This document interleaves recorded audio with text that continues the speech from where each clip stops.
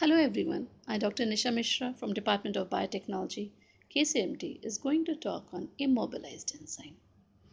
Immobilized enzymes के बारे में बात करेंगे, उन्हें कैसे प्रोड्यूस करते हैं। सबसे पहले immobilized enzyme होते क्या हैं? जैसा कि नेम से ही क्लियर है, immobilized वो एंजाइम्स जो मूव ना कर सके, जिनके मूवमेंट को रोक दिया जाए। पर कैसे रोका जाए? इमोबिलाइज्ड एंजाइम के मूवमेंट को रोकने के लिए उनको पूरी तरीके से एक इनर्ट इनसॉल्युबल सपोर्ट से अटैच कर देते हैं। इनर्ट मीन्स जो एंजाइम के साथ रिएक्शन ना करे, उस सबस्ट्रेट से उसको अटैच कर देते हैं। एंजाइम इमोबिलाइजेशन वो टेक्निक है जिसमें एंजाइम मॉलिक्यूल्स को सॉलिड सपोर्ट के साथ अटैच करते हैं, उसके ऊपर से सबस्ट्रेट को पास करते हैं और तब वो सबस्ट्रेट उस एंजाइम से रिएक्ट करता है और प्रोडक्ट बनाता है। मीन्स सबस्ट्रेट डायरेक्टली एंजाइम के कांटेक्ट में नहीं आ रहा, एंजाइम एक जगह इनर्ट मैट्रिक्स से जुड़ के खड़ा हुआ है और सबस्ट्रेट मूव करके एंजाइम तक जा रहा है, फिर एंजाइम सबस्ट्रेट कॉम्प्लेक्स का फॉर्मेशन हो रहा है और फाइनली प्रोडक्ट रिलीज हो रहा है। एंजाइम को इमोबिलाइज करना क्यों ज़रूरी है? एंजाइम को इमोबिलाइज करना इसलिए ज़रूरी है जिससे कि वो डिग्रेड ना हो या डीएक्टिवेट ना हो और एंजाइम को हम बार बार रीयूज़ कर सकें। इससे एंजाइम की कॉस्ट कम हो जाती है। इमोबिलाइज्ड एंजाइम हमें रिएक्शन को स्टॉप करने में भी हेल्प करते हैं, क्योंकि जब एंजाइम हमारा एक जगह रुका हुआ है तो हम इजीली एंजाइम को रिमूव कर सकते हैं और रिएक्शन को स्टॉप कर सकते हैं। इमोबिलाइज्ड एंजाइम से स्टेबिलिटी बढ़ जाती है, प्रोडक्ट का सेपरेशन ईजी हो जाता है और प्रोडक्ट में एंजाइम के कंटेमिनेशन की कोई चांसेस नहीं होती, बिकॉज एंजाइम मूव नहीं करा, सबस्ट्रेट मूव करके एंजाइम सबस्ट्रेट कॉम्प्लेक्स बना और फिर प्रोडक्ट मूव करके रिलीज हो गया, but enzyme is itself stagnant. अब एंजाइम को इमोबिलाइज करने के लिए जो सपोर्ट है, सपोर्ट को मैट्रिक्स भी कहते हैं, वो अलग अलग तरीके के होते हैं। बेसिकली वो 3 टाइप्स के होते हैं: inorganic carriers, organic natural carriers या organic synthetic carriers. Inorganic carriers में हाई प्रेशर स्टेबिलिटी होती है, वे एब्रेशन को भी अंडरगो कर सकते हैं। इसके एग्जाम्पल्स हैं सिलिका, जैसे पोरस ग्लास है, सिलिका है, क्लेज को यूज़ कर सकते हैं। ऑर्गेनिक नेचुरल कैरियर्स में प्रोटीन्स के साथ वो ज़्यादा कंपैटिबल होते हैं, जैसे cellulose, DA cellulose, CM cellulose, dextrans, polysaccharides, इन सब को एंजाइम इमोबिलाइजेशन में यूज़ कर सकते हैं। इसके अलावा organic synthetic carriers like high chemical and mechanical stability की वजह से यूज़ किए जाते हैं। इसमें पॉलीस्टाइरीन और पॉलीविनाइल एसीटेट को लेते हैं। एंजाइम इमोबिलाइजेशन के डिफरेंट मेथड्स हैं, like physical methods and chemical methods. Physical methods are again divided into 3 types, जिसमें adsorption, entrapment, encapsulation होता है। Chemical methods में covalent binding सपोर्ट के साथ या क्रॉस लिंकिंग के साथ। आइए सबसे पहले हम बात करते हैं फिजिकल मेथड्स की, जिसमें सबसे पहले एडसॉर्प्शन। इसमें ये एडसॉर्प्शन है, एब्सॉर्प्शन नहीं है, adsorption. Adsorption means attachment on the outer surface. इसमें जो एंजाइम है वो सपोर्ट के सरफेस पे अटैच होता है, एब्जॉर्ब नहीं होता सरफेस से, बस सरफेस मैट्रिक्स के आउटर सरफेस पे अटैच होता है। जो कैरियर है वो ऑर्गेनिक और इनऑर्गेनिक हो सकता है इस प्रोसेस में। इसमें weak van der Waals interactions या हाइड्रोजन बॉन्ड्स होते हैं, जैसे कि आप डायग्राम में देख पा रहे हैं। Enzyme orange colour is matrix and green colour is enzyme.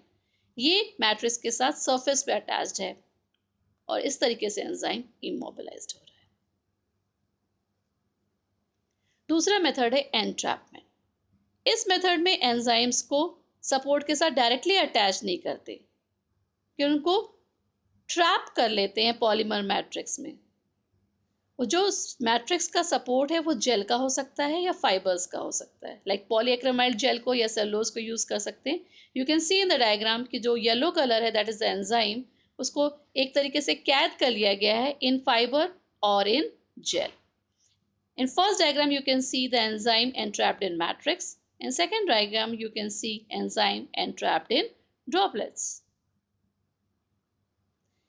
इसको इसलिए करते हैं जिससे कि प्रोटीन कंटेंट रिटेन हो सके और सबस्ट्रेट इजीली पेनिट्रेट कर सके।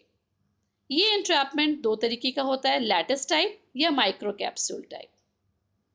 लैटिस टाइप एंट्रैपमेंट में एंजाइम को इंटरस्टिशियल स्पेसेस, जो बीच में स्पेसेस होते हैं वाटर इंसॉल्युबल पॉलीमर का, उसमें एंट्रैप कर लेते हैं। वो सपोर्ट जो वाटर इंसॉल्युबल होता है उसमें बीच में गैप्स पाए जाते हैं, वहां पे एंजाइम जाकर उसको पकड़ के रख लिया गया। इसमें नेचुरल पॉलीमर स्टार्च को जनरली यूज किया जाता है। दूसरा एंट्रैपमेंट का मेथड है माइक्रो कैप्सूल एंट्रैपमेंट, इसको एनकैप्सुलेशन भी कहते हैं।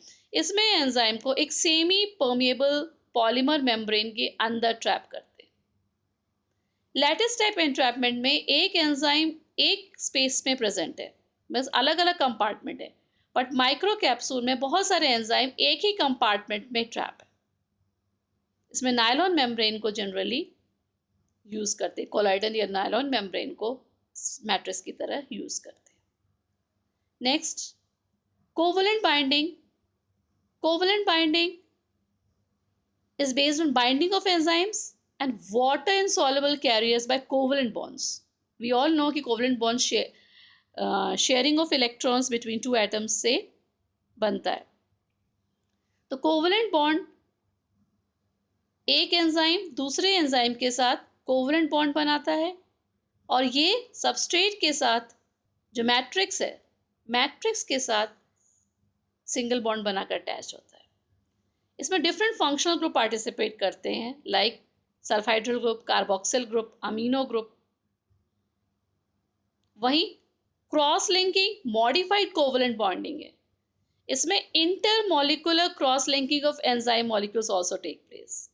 मींस एंजाइम के बीच में भी कोवलेंट बॉन्ड का फॉर्मेशन हो जाता है। इससे एक 3D क्रॉस लिंक एंजाइम का एग्रीगेट बन जाता है। ये एग्रीगेट वाटर में इनसॉल्युबल होता है, जैसा कि आप डायग्राम में देख पा रहे हैं। अगर नटशेल में देखा जाए तो you can C in this diagram कि एंजाइम इमोबिलाइजेशन, पहला डायग्राम में जैसे आप देख पा रहे हैं, एडजॉर्प्शन, ऑरेंज कलर का सपोर्ट है, उसमें एंजाइम सिंपली अटैच्ड हो गया। दूसरा एनकैप्सुलेशन, जिसमें माइक्रो कैप्सूल एक सेमी परमेबल मेम्ब्रेन को बनाया गया, उसके अंदर बहुत सारे एंजाइम्स ट्रैप हो गए। तीसरा आपने लैटिस टाइप, जिसमें हर एंजाइम एक कंपार्टमेंट में ट्रैप है, इंटरस्टिशियल स्पेस। कोवलेंट बाइंडिंग में you can see each enzyme is attached to substrate by a covalent bond. वहीं क्रॉस लिंकिंग में कोवलेंट बॉन्ड तो प्रेजेंट है, कोवलेंट बॉन्ड एंजाइम का सपोर्ट के साथ और एंजाइम का आपस में एंजाइम्स के साथ कोवलेंट बॉन्ड है और ये एक 3D स्ट्रक्चर बना रहे हैं। These are the various techniques of enzyme immobilization. Conclusion में कह सकते हैं हम कि enzyme immobilization most promising approach है, जिसमें एंजाइम बेस्ड प्रोसेस को हम एक्सप्लॉइट कर सकते हैं डिफरेंट फील्ड में स्टडी के लिए, लाइक डायग्नोस्टिक्स में, फार्मास्यूटिकल्स में, फूड इंडस्ट्रीज में। बहुत सारे एंजाइम्स का इमोबिलाइजेशन किया जा चुका है, like penicillin, G acylase, lipase, protease, जिनसे बहुत सारे ह्यूमन बेनिफिट के प्रोडक्ट्स प्रोड्यूस किए गए। बट इस एंजाइम इमोबिलाइजेशन टेक्निक की लिमिटेशंस हैं, लाइक जो कॉस्ट है कैरियर्स की वो बहुत ज़्यादा है। Immobilization technique is not cost effective. Cofactor और उनका रीजनरेशन के साथ प्रॉब्लम्स है, वो ईजिली नहीं मिलते हैं। मल्टी एंजाइम सिस्टम में ये टेक्निक उतनी अच्छे से वर्क नहीं कर पाती। कभी कभी इमोबिलाइज करते समय एंजाइम की एक्टिविटी भी लॉस हो जाती है। ऐसे बहुत सारे बैरियर्स हैं जो इस टेक्निक में हमें प्रॉब्लम्स क्रिएट करते हैं। तो इन सब को ओवरकम करना ज़रूरी है, रिसर्च इस पर फोकस करनी चाहिए हमें, जिससे ये लिमिटेशंस जो हैं वो रिमूव की जा सकें, जिससे हमारा ये और भी ज़्यादा ह्यूमन वेलफेयर प्रोडक्ट्स का प्रोडक्शन हो सके। और this will help us to expand the horizon of immobilized enzyme applications worldwide and each and every field. Thank you.